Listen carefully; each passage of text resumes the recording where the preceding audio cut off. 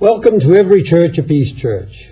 I'm Emmanuel Charles McCarthy, and I'm again substituting this week for Don Edwards.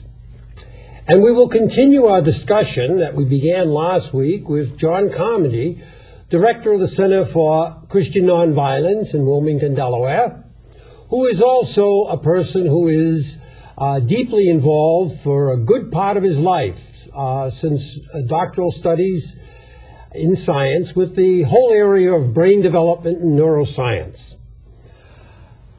Welcome, John. Good to be here.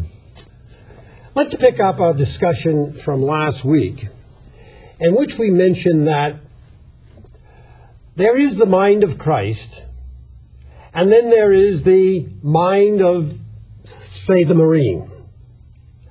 And these are two different mind styles.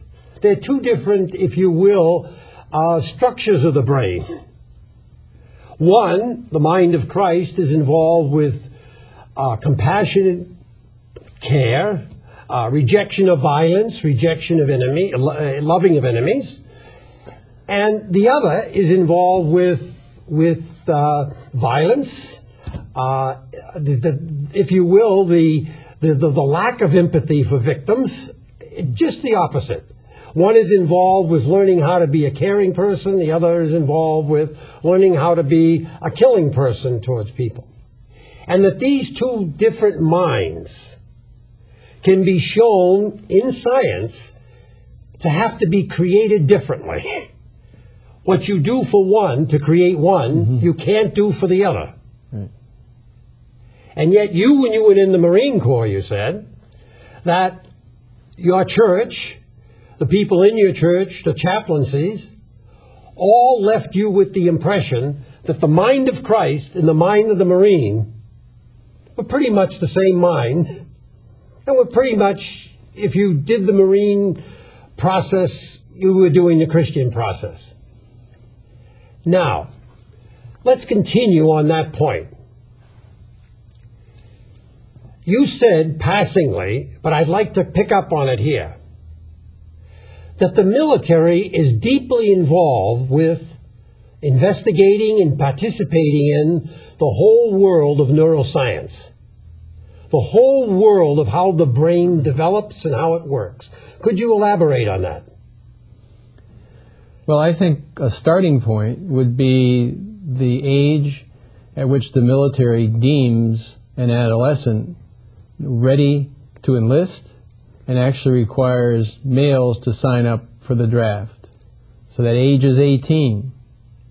But that doesn't square with science, because if one were to look at, for example, the anthropological data and the brain scan data, one would find that there are two major areas of the brain that are underdeveloped when an adolescent is 17 or 18 years old. And what are they?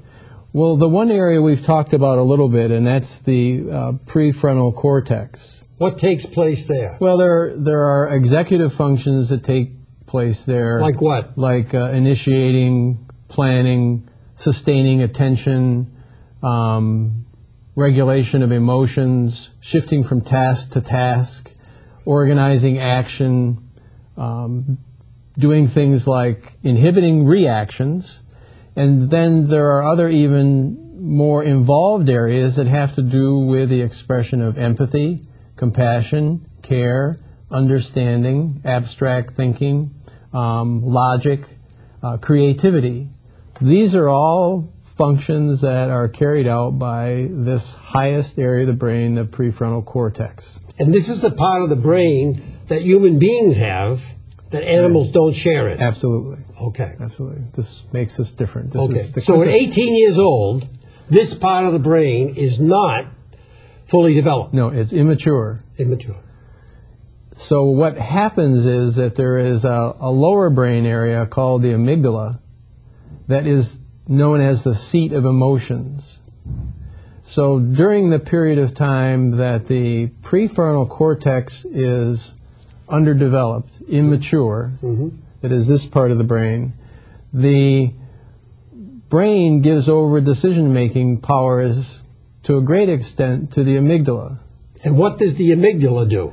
Well, we said it was the seat of emotions. And so what happens is that the decisions that take place in the amygdala are oftentimes dependent on the emotion of the situation. And so this can lead to things like the inability to interpret anger and fear. It can also affect self-control, and it can also affect the regulation of emotions. This is some of the sequelae that can follow from using this highly emotional area to make decisions. So in the mind of the 18-year-old, 19-year-old that's being recruited, what is it that is the neurological plan of the military? What are they trying to reach in that mind? Well, the military plan is to reach the amygdala because it's the area that's involved in decision making. So this person has to make a very important decision. But it must be remembered that in the military there's an ethos of individualism, and this extends into the recruiting process where they try to separate the individual from his or her support group. And so sometimes parents don't even know that their son or daughter is being recruited. In fact, they don't even know that they've signed up many times. So they're focusing on the individual as the individual 18 or 19-year-old, Right. playing to this first of all, developed piece in him, the amygdala, but also knowing that he does not have the fully developed higher powers to evaluate what they're doing to him. And also the amygdala is really not fully developed either, so it's not even a good driver for decision makings based on emotion, but it's what they have at that point in time at 17 or 18. And the recruiters, as you well know, have access to school records. Why do they have access to school records? Well, that was a provision that was allocated or made available as part of No Child Left Behind. Okay. And so if they go to football games or soccer games, they can pick out people that are very athletic, very well coordinated, very strong, you know, that know how to work as a team. And they want to find out more about this person, so they just, you know, get the name and then get the records. And so they have all this information, and then they can start the recruiting process. But there's another thing that's going on in the brain of the adolescent, the 17, 18, 19-year-old. And that is that although there are 100 billion neurons in the brain, during this period there are neurons that actually need to be gotten rid of because we really want to refine the flow of information through the pathways in the central nervous system in the brain. And so there is a process that the body enters into. It's a natural process of actually killing off neurons. All right. So they call it, in this stage, the pruning of neurons. All right. Well, during this process, the adolescent is vulnerable to drugs. For example, nicotine, alcohol, and other addictions like pornography and violence. Why? Well, there is a relationship between this pruning of neurons and the ability of the brain to withstand the enticement, you know, that these things would bring. So what is actually happening to the brain is that it is made more vulnerable to actual participation in this kind of activity, drug-seeking behavior, doing drugs, you know, pornography. And how does this fit in with the military recruiting? Well, the addictions are actually stressors on the prefrontal cortex, and so they can impair the development of the prefrontal cortex itself. So if you're looking at a 17 or 18-year-old who's been involved in these activities, then the prefrontal cortex isn't even as far along as it should have been because these addictions are stressors and get in the way of that process. And the other thing that's going on as far as the adolescent brain is concerned is that is before it's mature, is that adolescents are attracted to activities that are high excitement, low effort. And we have to remember that the adolescent brain is particularly impressionable. Now, if we back up a minute to what I said before, just the whole notion of activities. When we want to change an area of the brain, that is, when we want to change the wiring in the brain, we need to enter into certain specific types of activities. And then you have that process of patterned, repetitive stimulation, right? So activities repeated over and over again fall into that category of actually changing already existing neural organization. In the brain. In the brain, or interfere with neural organization that is not taking place, because you have to have specific connections being made, and you have to have networks being set up in a specific way in order for the prefrontal cortex to function properly, in order for any part of the brain to function properly. So as I think and as I do things actually in life, I mean, as I actually do them, Right. I am changing the structure of the brain at some very serious level. Right. So when I'm brought into military training, this is what they're about. They're about changing the brain. Because if in doing it, by putting you through other human activities, whether it's whatever the activities are they do in military training. And it's important to remember that, you know, as we've already stated, that this adolescent brain is particularly impressionable. And not impressionable in the normal generic sense. That is, not impressionable as, wow, that's a nice car, you know, wow, you can sing well, wow, you're beautiful, that kind of thing. So you make an impression on people by, you know, your physical attributes or your talents. When we talk about this kind of impression, we're talking about impressing actual wiring circuits in the brain that will allow that prefrontal cortex or the amygdala, but the prefrontal cortex primarily, since we're addressing that as the big thinking area of the brain, that you're going to be impressing, literally stamping, hardwiring neural pathways in the brain that could exist forever and not be changed unless you have some countervening activity that's going to subsume the place of that track. This reminds me of something that prior to the Christian just war theory that started with approximately St. Augustine in the 4th century, prior to that, where war was made something that was good, almost universally, when a country went to war, whether it was a tribe or whether it was the Greeks or when a country went to war, those that they send out to war, before they would allow them to come back into the society, the civil society, they would have incredibly difficult purgation rites. That is, they would go through processes that were, in many cases, horrible. But now that I think of it, in terms of what you're saying is, they had to be rewired for war, and then they had to go through activity to rewire them again so that they wouldn't be bringing the mind of war back into the civil society. Right. Whereas once we have war justified by Christianity as good, you don't need any purgation rites, because the mind that you put on in the Marine Corps, you just bring it back into the society. So what I'm trying to raise here is this. You're a scientist. If we were to desire, that is, by we I mean the Christian churches, if we were to desire to help young people from preschool, 18, till the mind is fully developed, which you said was about 24 or 5, if we were to desire to have them put on the mind of Christ, wouldn't it require the same kind of intensity as Marine training?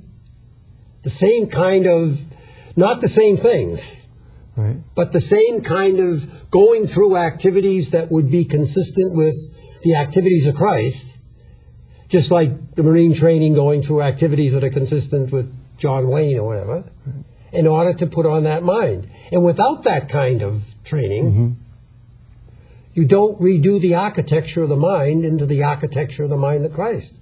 Well, I think the term to use is nurturing. because the structure of the brain is generally determined genetically. That is the basic pattern which these nerves develop and the general locations in which they're located. But the active brain, in the adult, is actually an internal reflection of the external environment. So when you talk about training versus nurturing, what we have to do is we have to go back and look at even what's going on prenatally as far as the relationship between the mother and the child are concerned. Because the fluid and the blood supply, that the infant is exposed to, that the developing child is exposed to, can actually change the brain at that point in time. For example, if the mother's under stress, high cortisol levels in the baby's brain affect the migration of neurons in the cortex, so basically it doesn't go as far as it should. So, if the brain structure and function is dependent upon nurturing, then that's what we must be about. So the whole idea of using dominative power in raising a child, the whole idea of threat, fear, intimidation, right, creating that environment around the child in order the child conforms to whatever norm you have established to be the family norm. And so basically what you're doing is driving the development of that brain down to the reptilian level. Now, what about military training? Because that seems to be all threat and fear and using it or exposed to it or... Right. Well, that's just a recapitulation. If the child has experienced that early in life, it has the same... It's not as harmful as it is early on. If it happens early on, if the child is hit or neglected, then you have major changes take place. Because remember we said that even the lower parts of the brain have to be developed before you can have a... Okay. So in this particular case, in the case of the military and training, what they're doing is the ability to shut down empathic pathways, even if they were there, and revert to the lower pathways. But so the nurturing that goes on in the military for the average fellow that goes in as a private is not a nurturing of the higher brain functions. No. However, if I remember correctly, what you said in our last show was that the higher brain functions, the compassion, the empathy, the creativity, and so forth and so on, those are the last developed. That is, the lower brain functions animals have. The higher brain functions only human beings have. Compassion and empathy. It seems to me that the mind of Christ is involved with the higher brain functions of the human being, developing them. Whereas the military nurturing and the war and the violence is nurturing the other side. Is it possible to say that the problem is not war, the problem is military training? That is, without people trained to show no compassion, with people trained on the other side to kill or to dominate, what you've got a situation where what changes the person from being a kid in the schoolyard at 18 years old playing basketball to spraying someone a year later with a flamethrower is the nurturing process in between. That's correct. And it can happen very quickly because we have seen studies that were done, for example, with violent video games. And when they look at brain activity of normal children who play violent video games, they are the same as in children who have disruptive behavior disorder. So just something as seemingly innocuous as violent video games can cause these changes since they're vulnerable during this period of time, so that their brain doesn't look like a normal child's brain. This is a normal child. There's nothing psychologically wrong, but they're doing the violent video games, and now they have, brain activity that resembles that of someone who has disruptive behavior disorder. And there was even a study done that coined the term video game brain. Yes. And one of the things that they found in that study was that these higher brain functions were used very little, if at all. And there was also a problem with emotional control when one was playing the game. And like so many of those school killings, at least a lot of them, where the killing was done by kids that put bullets right through the forehead. Right. You don't put bullets through the forehead. You got to be a marksman to put bullets through the forehead. And when they look back, they found out you got extra points in these video games for putting the bullets through the. That's where they learned that kind of accuracy. But here's what I like to raise with you, John, is we all say Jesus saves. He saves, all right. And we agree with that. The question is, how does he save? When Jesus explicitly appeals to the higher functions of the human being, compassion and love and kindness towards all, not just to the in-group. Right. And when, on the other hand, training goes on that appeals to the lower functions, the reptilian functions, the animal functions of the human being. Is it possible that this process of salvation that we call Jesus saves, is it possible that we're missing it altogether, that what's taking place is that we are supposed to be building the process, putting people through the nurturing to build that higher brain function, which we can show by science is not built in the military. Right. Which we can show by science has to have an entirely different nurturing apparatus than military apparatus.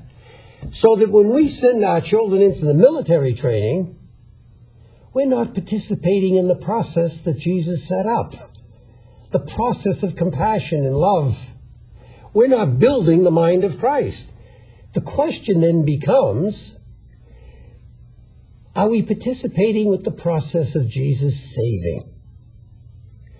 Well, we know, don't we, that when you become desensitized to people, you are certainly not acting like Jesus acted, who was compassionate in the extreme, even to the enemy. So I guess my question is here. When we look at the military, to go right back to where this conversation started, are they employing the knowledge of neuroscience as it is today, right to the structure of the brain? Are they employing it as a mechanism to recruit kids into a nurturing process that is contrary to the nurturing process that would put on the mind of Christ? I think that's unequivocally true, because if you look at the product that the boot camp wants to deliver to the commander in the field in Iraq, it's not going to be a person who's hesitant, about following the orders of his, immediate squad leader or platoon commander or company commander. In other words, he has to turn over his thinking. Not that they can't think and figure things out. It's this wonderful capacity to analyze and to participate in logic are still there.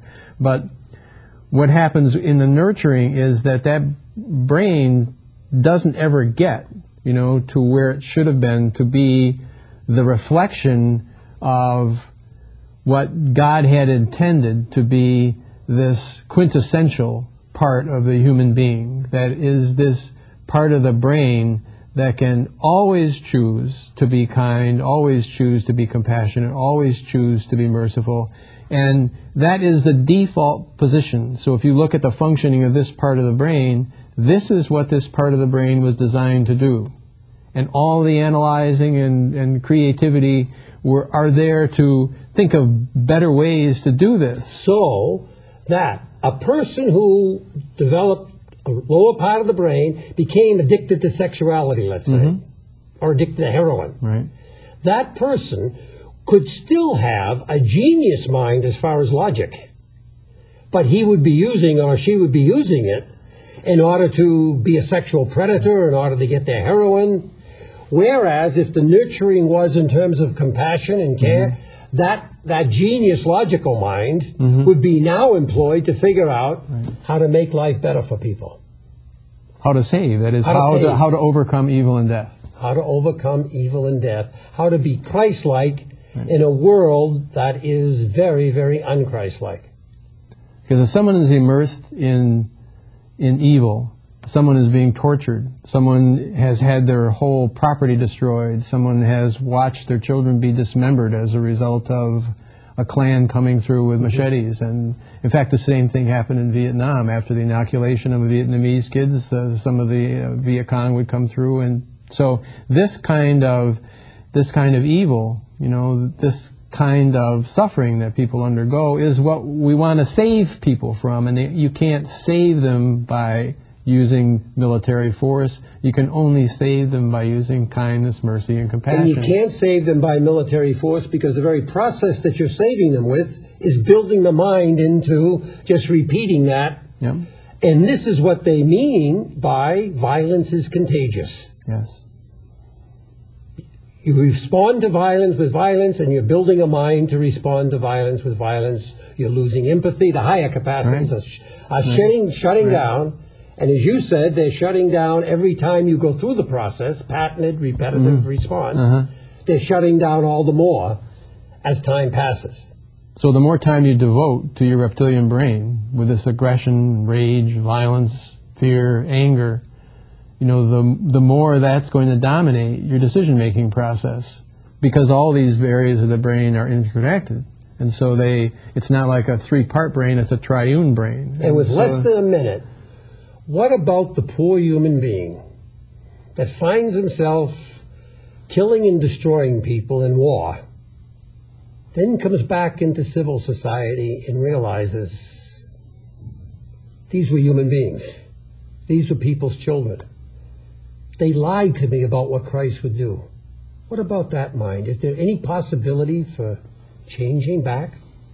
There is possibility for changing back because the brain remains forever plastic. So it's amenable to being rewired. So repentance is real.